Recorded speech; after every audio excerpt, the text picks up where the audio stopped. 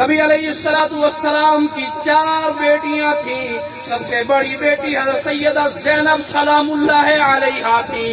ان کے بعد حضرت سیدہ رقیہ سلام اللہ علیہا تھی. ان کے بعد حضرت سیدہ ام کلثوم سلام اللہ علیہا تھی. ان کے بعد حضرت سیدہ خاتون جنت حضرت سیدہ فاطمہ الزہرا سلام اللہ علیہا تھی. حضرت عثمان رضی اللہ تعالی عنہ کے گھر میں حضور علیہ السلام کی 2 بیٹیاں حضرت سیدہ رقیہ اور حضرت سیدہ ام کلثوم یکے بعد دیگرے نکاح میں آئیں کہ پہلے سیدہ رقیہ نکاح میں آتی ہیں. جب سیدہ رقیہ کا انتقال ہو جاتا ہے ان کے بعد حضور علیہ السلام نے اپنی دوسری بیٹی سیدہ ام کلثوم کو حضرت عثمان کے نکاح میں دے دیا. اور ان کے بعد حضور علیہ السلام نے فرمایا عثمان اگر میری 40 بیٹیاں بھی ہوتی میں یکے بعد دیگرے عثمان کے نکاح میں دے دیتا.